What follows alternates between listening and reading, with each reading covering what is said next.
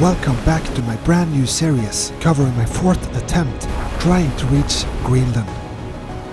During my 3 former attempts, I had been stopped by heavy ice along the Greenland coast. I have to skip Greenland. It's packed with ice all over. Been infected with COVID. And they said that I tested positive and that I had to go into 10 days of quarantine. And at last attempt developing Crohn's disease, hospitalizing me on the Faroe Islands.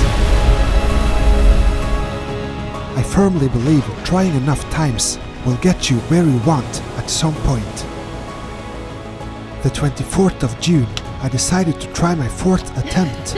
Let's go, that's all I can say. Taking the shortest route to Greenland to reduce the chances of another failure. Still, there is over 1,000 nautical miles from Norway to overcome. After all the ordeals, I could only hope for 2024 to be my year. This is Expedition Greenland.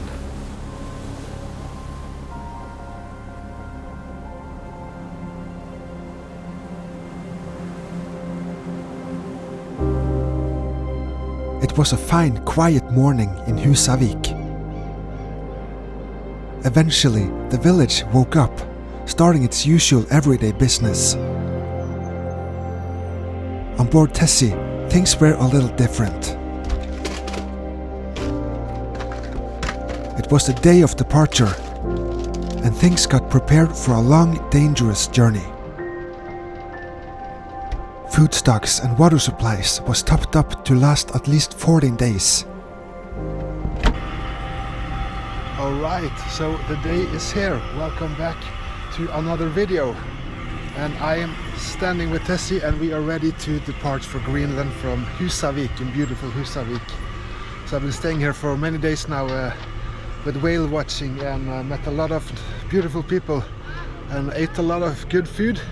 So I'm stuffed up and I'm in very good health and I'm ready to go now. And I'm so much looking forward to this. So the weather reports is pretty good. It's a little bit headwinds, but it's like 6 to 10 knots. And they are building up a big festival behind me here now, Tivoli and a festival. So unfortunately I have to go, so I won't have the chance to participate in that. But yeah, what can I say? I feel very nervous, I'm very scared, but the ice conditions seems to be good up there, according to the ice charts and satellite photos. So it's like Ragnar Lothbrok say, it's only one way to find out, and it's to sail there. Let's go. Yes, finally it's action time. After 3 failed attempts the past 4 years, anxiety rushed through my body as I let the lines go. Let me tell you a little bit of why and what we were up against. My plan was to sail the 297 nautical miles from Husavik to Scoresby Sound on Greenland. Bye Husavik. Bye for now. But now adventure awaits.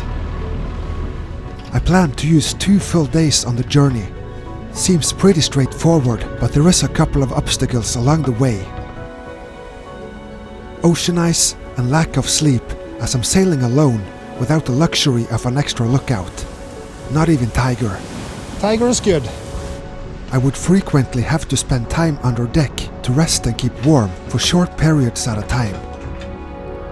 My 3 cameras and radar would then let me see the outside environments when not being on deck to keep a lookout myself. Esfact Cassiopeia. Time is 17:54. I plan to depart 1800, so that's pretty good. Now, let's see what is going on with the ice conditions on East Greenland and how it works, to see what I had coming the next days. Alright. It all starts with the East Greenland current. Cold Arctic water is transported with the current at 1 to 1.5 knots from north to south along the east coast of Greenland. The current flow is about 60 to 70 nautical mile wide and starts about 5 to 10 nautical miles off the Greenland coast. As the summer temperatures increases, enormous amounts of ice starts breaking off the glaciers coming out of the many fjords. The huge chunks of ice, as we know as icebergs, starts their journey southwards along with the East Greenland current. And that's the challenge on my choice of route, as the drifting ice will eventually cross my planned path, and I will have to find a way through it as it passes the entrance of Scoresby Sound.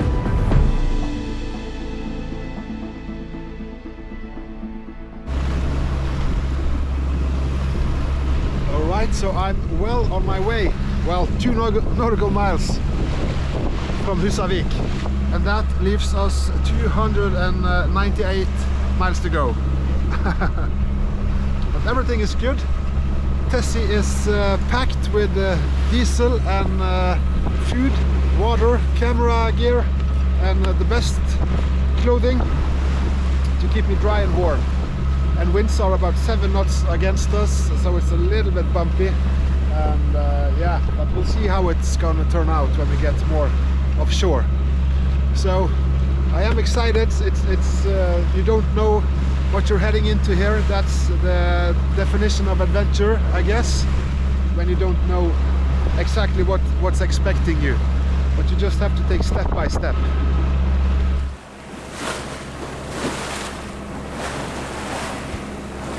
Alright, we have been sailing for a couple of hours now, and the fog is clamped around us. It's about 100-meter sight, visual sight, and but the wind is coming from here now. So I will hoist the mainsail and we can save some diesel. I'm not going to use the heating, the Webasto heating. I'm going to save as much diesel as I can, because I'm going to need it when I get into the ice. I know for sure.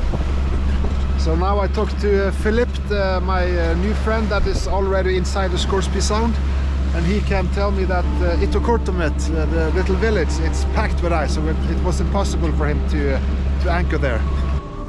Indeed, Captain Philip was a big help, as he sent me the drone pictures of the present conditions at his arrival in Scoresby Sound, the day before my departure. The last day's satellite photos showing the entrance had been covered with clouds, making it impossible to get an understanding of the ice conditions.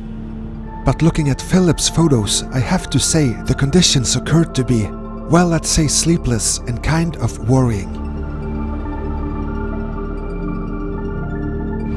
So that's a little scary, because I don't have that much fuel that I can hang around, wait for days. One step at a time. Let's take the mainsail off.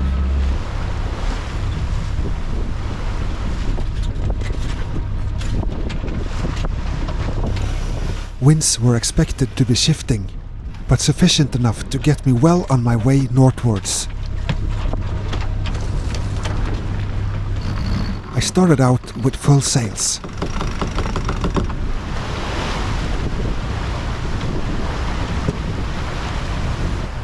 That looks pretty good. Wow, 6 knots. I'm gonna walk up the front. Yeah, the telltales are really good. All right, let's head on. While heading on northwards, let's also have a look at the generous sponsor of this video, NordVPN. VPN is short for Virtual Private Network. When you're at a public space, like an airport, where many are connected to the same network, it makes your IP address visible and vulnerable for others to virtually sneak into your connected device and steal crucial information like passwords or other login credentials. If you download NordVPN to your device and connect to one of their many worldwide servers, your IP address gets hidden and your device is secured against online attacks. I use NordVPN on all my devices to stay safe. I often receive emails that seems legit until you push that harmful link or download a harmful app. Nord's Threat Protection Pro helps you to pick out these harms by stopping the download or alarming you. Together with many other features for online security, you can enjoy the fastest and most reliable VPN service by heading over to nordvpn.com/Erik Aanderaa to get a 4 months extra and a 2-year plan, And remember, it's risk-free with Nord's 30-day money-back guarantee. Now let's get back to the video. The wind is very unstable. It's just changed over to the other side now, and we're doing 4.5 knots. But I think also if I go slow, it will take more time to get up there and more time for the ice to melt. So maybe it's a good idea, I don't know.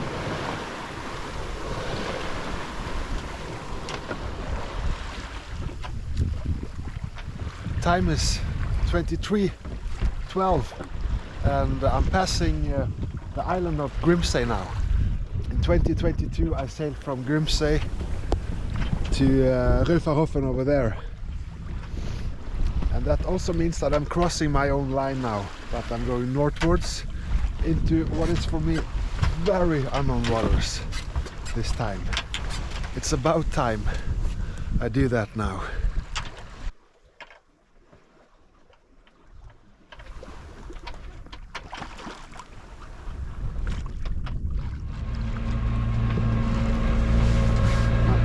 Advantage of passing Grimsey because that's the last. They are sending the last beams of 4G network, so I'm trying to download some videos before the coverage disappears, and I'm left to my own out here. Wow.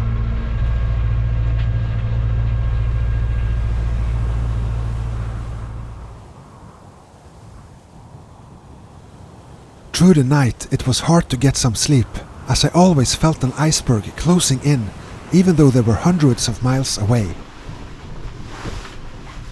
Good morning. I've been resting for some minutes and we're sailing. The time is 06:36 and we have been sailing for I think 50-60 nautical miles now. Some engine, a lot of engine the last 8 hours, but suddenly the wind turned around and gave us 8 knots on the side here, full sails. So I'm glad for every mile we can sail to save the diesel. And it's fog again, a couple of 100 meters visibility. It's 8.7 degrees in the ocean now and about, I guess, 7-8 in the air, so it's cold. So I'm sitting inside my boat, and that's the best place to be, warmest place to be, driest. And I'm monitoring where I go with the camera in front and the radar, and yeah, but I'm completely alone here. There's no one in miles away. So, but it's getting really cold. So I'm just having a look at the latest ice chart from the Danish Meteorological Institute, and I got it before I left the last piece of internet, so this is all I got. And I'm catching a little bit cold, I think, because I don't have the heat on. I want to acclimatize myself with the cold, and just getting a cold is a part of it, so yeah, but all good.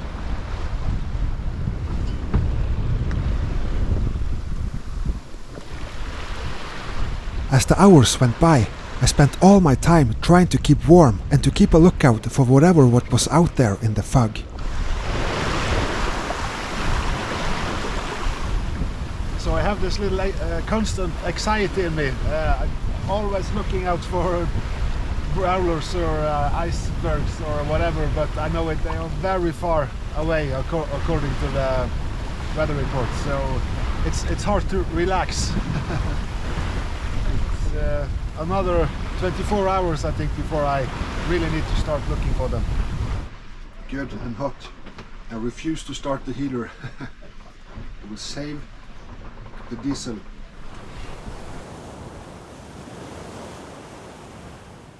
Mile after mile, we sailed deeper into the gradually colder Arctic waters. My stress level rised slowly and I found it hard to relax, constantly looking out the windows. Tigers all wet, cold, but not complaining. 70% left, so time for the hydro generator.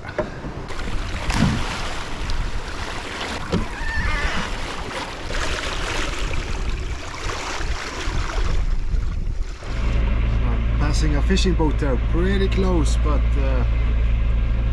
it's impossible to see him. Somewhere in the fog. So we're starting the engine again. It's the wind dropped, and we need to get going.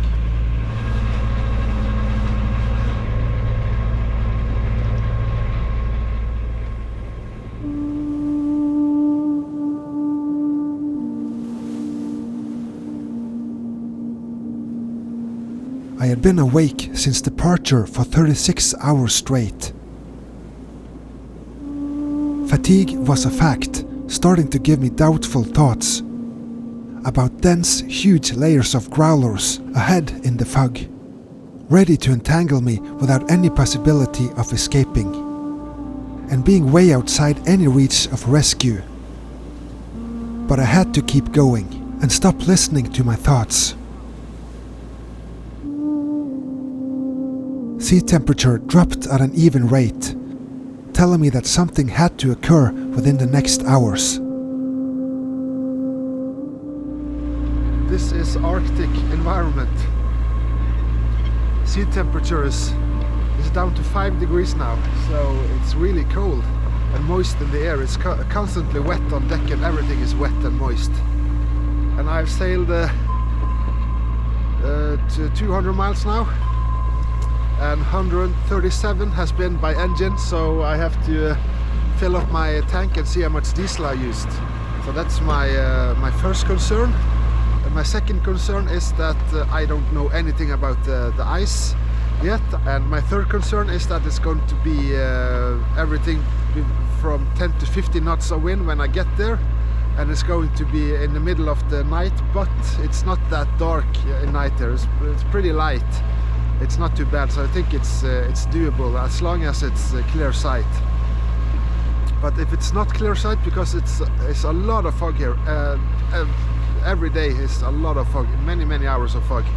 So now it's open, but we are actually going into a new cloudy fog patch now. And if it's fog when I'm going into the ice, I'm not going to do it. So my goal was to reach the coast and ice of Greenland. And I don't have to, my goal wasn't to go in the fjords and explore and all this, that's just a bonus.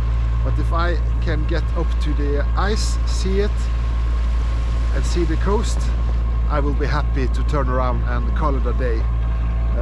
I'm very lucky to have explored and gotten this far by myself, and I think I might be the first guy in Norway to ever make it alone in a sailboat.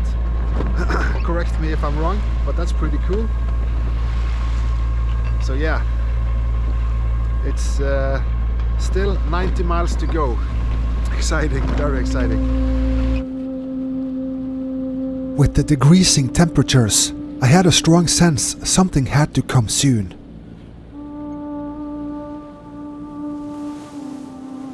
My game plan was to cross the south-going ice belt in a 90 degrees angle to shorten the time and distance spent in the ice, and hopefully drop my anchor safely outside Ytterkortomit. Wow, so I just filled her up, and I've been using 60 liters of diesel, 58 on 140 nautical miles, and that's way less than I thought, so that was very good news. And I've been running the heater every now and then when it's really cold. I need it. Like now it's going again because it's just too cold not to. It's crazy. I got a message from my good friend Michael and Philip that I can go. I will head for the Cape Brewster, the south side of the entrance of Scoresby Sound, because the north side has a lot of ice to it. So now we have 70 nautical miles left to Cape Brewster, and then things will start to get pretty interesting, I think. We continued on, constantly waiting for the first brick of ice to appear. I was still sleepless and fatigued, now running only on a mix of excitement, anxiety and adrenaline as I watched my surroundings, just waiting. So we are now 39 nautical miles from Cape Brewster, but it's impossible to see. The fog is on and off all the time. So right now we have about a couple of 100 meters visibility. But I'm using my Raymarine cameras a lot all three of them. But now the one on the top is kind of into the fog, so it's not very visible. So now I'm using the zoom camera, the M300C, and that's out of the fog, so it's a lot more to see through that. The camera also have built-in heat, which is really cool. This one. When we heat the lens up, if it's moist or frozen. I'm constantly nervous all the time. I haven't been calmed down since I left Husavik, but I expected myself to feel that way. So no worries. Now entering the belt of current, the sea temperature dropping further. I thought, come on, give me some peace, show yourself.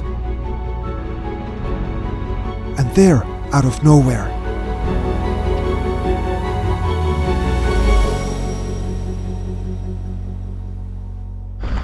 I was just sitting and watching the camera and wondering when in the world will ice come.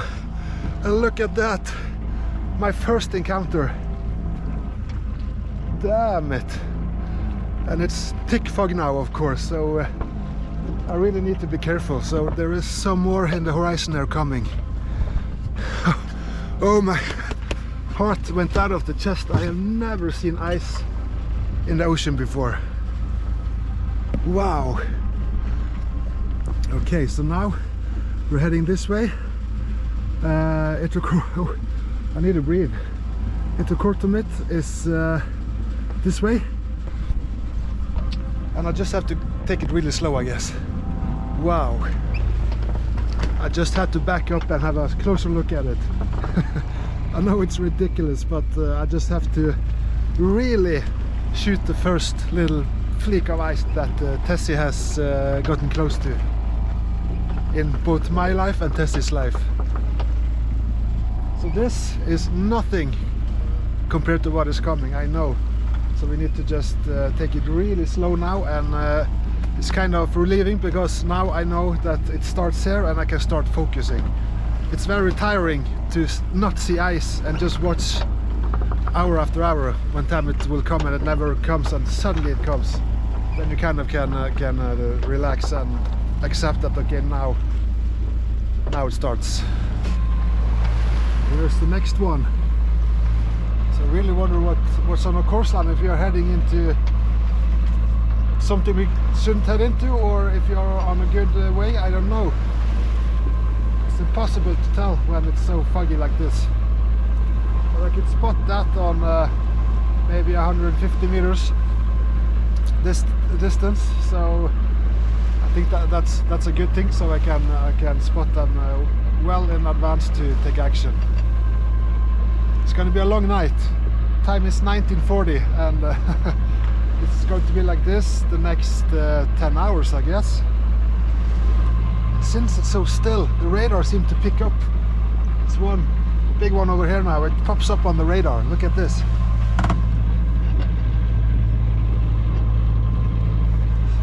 That's very relieving to know that the radar picks it up.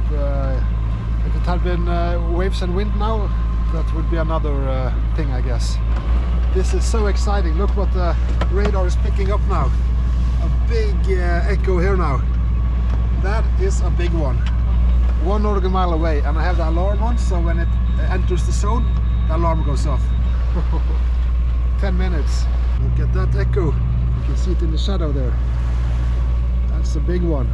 This is the most exciting thing I've done in a very, very long time. This is absolutely phenomenal, crazy. Look at that.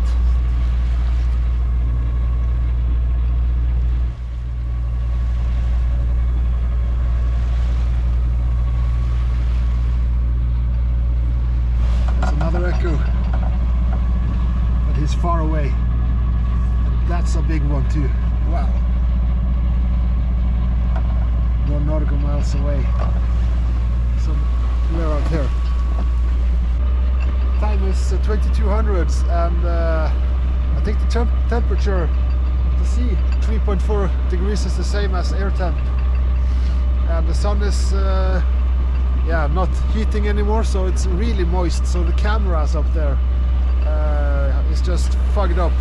So I need to stay watch and have a look myself. I can't go down to and watch the cameras from there anymore. I need to stay put up here the next 8 hours, but that's fine. And it's gonna get a little bit darker than this, but it's not too bad. And it's reported a little bit wind in the night, but I think we're good. But let's see what the night brings. There's a little chunk of ice, small one. That could mean that something bigger is lurking around here.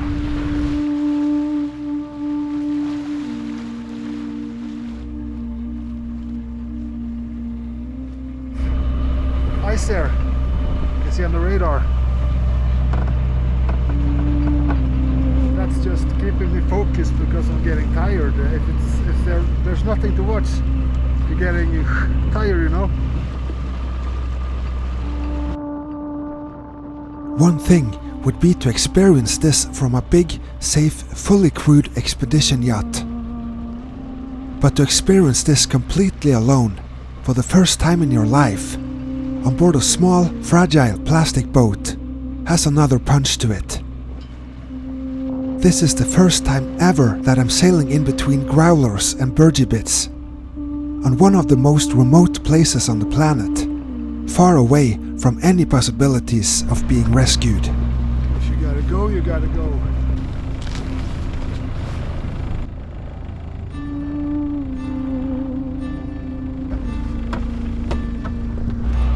Oh, it opened up a little bit now, so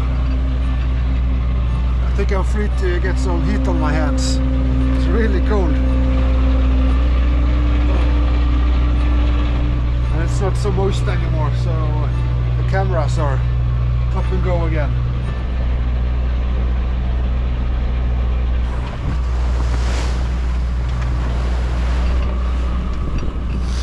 Wow, suddenly everything opened up around me. And what do you know?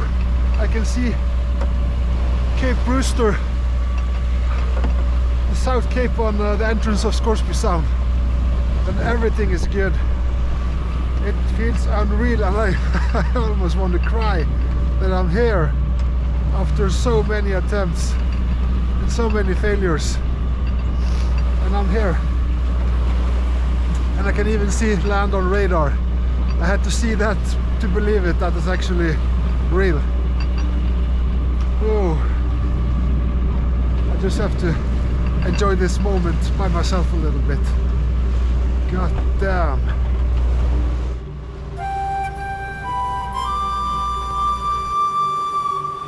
You are completely dependent on keeping yourself afloat and alive.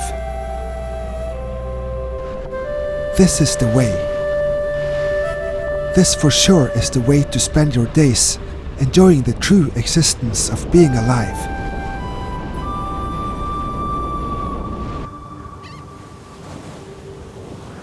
I still couldn't believe I had finally reached these Arctic latitudes. While spectating the incredible Greenlandic landscape rising off my bow, the reality was slowly about to check in.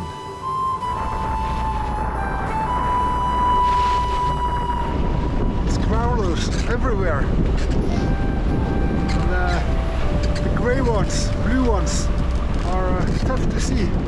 They are the hardest, but you should not hit. There comes one too.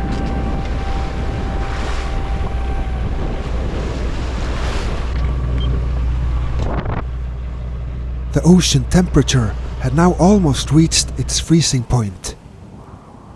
A thin white line across the water horizon was coming closer and closer on my port beam.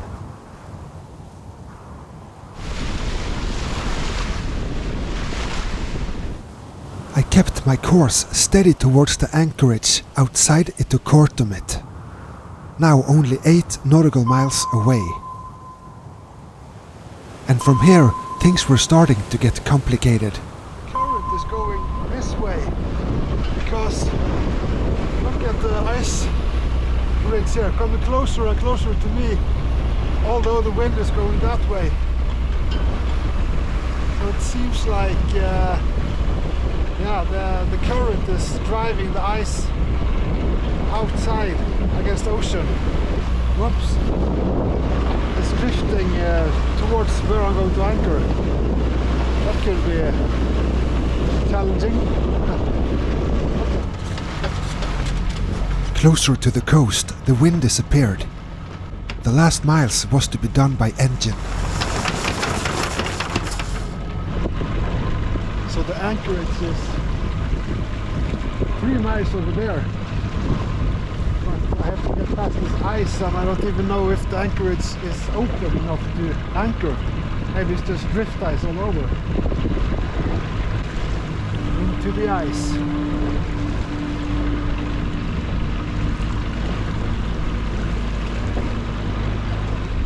I carefully maneuvered between the growlers.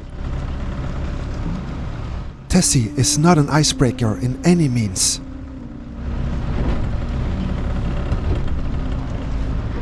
The birdie bits are rock solid, and as heavy as Tessie, they can easily punch a hole if you hit them in an unfortunate way or angle. This was no place to risk any damage.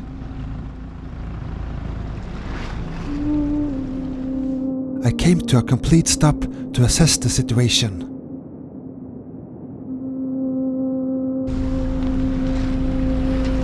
I do not like this one bit. It's really dense ice here. It's wind quiet, so that's lucky, but if I go to anchor in there and the drift ice come and pack up the anchorage around me and I have nowhere to go after that, I might not get out, and I don't know what's going to happen with this ice. I don't know the new ice reports. I have too little knowledge and too little experience with this. I'm actually thinking about turning back out to open ocean, lay the boat still and take a rest because I need it, and then just head back to Iceland. I'm happy with this. This is what I wanted. Nothing more. Greenland ice and just to experience the trip up here. That's it. I just had to accept that the expedition came to a halt 2 nautical miles from the anchorage.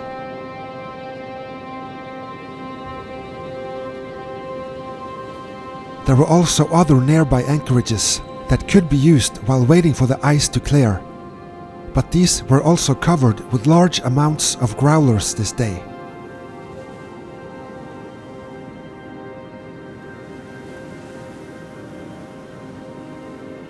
It was time to retreat and to start taking care of myself. I'm gonna lurk myself out of this again without harming the boat. These are rock hard. I bumped into one of them and it's just boom. It's almost, I'm afraid it can hurt the hull. This is not the place. I see the advantage of having a person on the bow with a long broomstick to push the smaller bits away instead of crashing into them. As I'm alone, I cannot do that.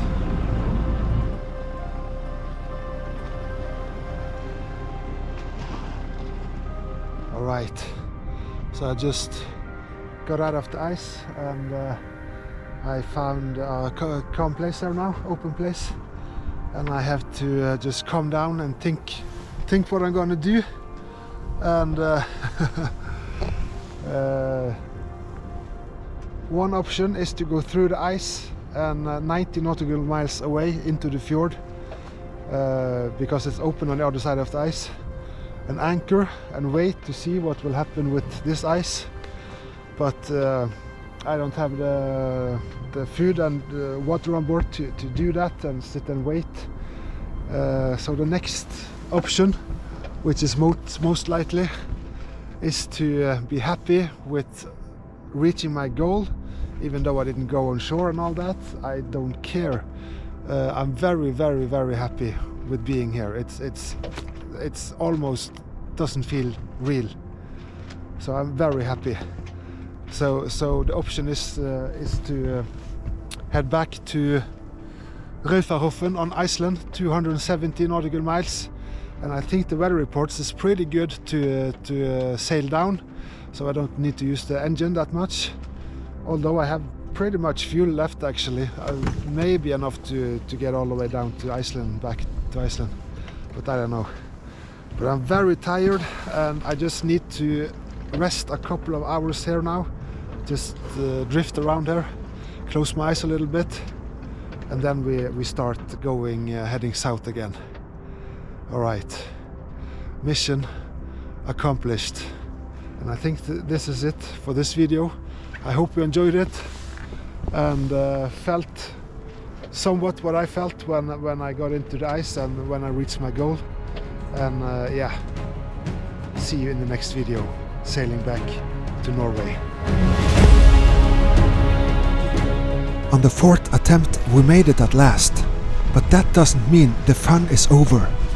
In next episode we have to get back into the ice belt in winds peaking gale force on our way back to Iceland. I can see a chain of icebergs all the way here now.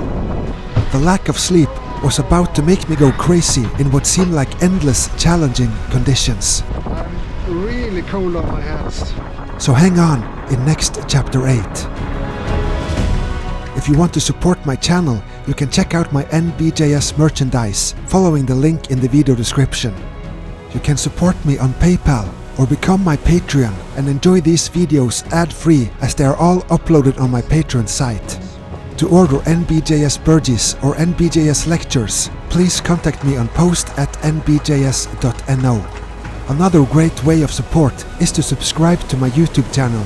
If you watch YouTube on TV, you can easily subscribe by hitting the channel button and press subscribe and leave a like and a comment. See you soon, Erik.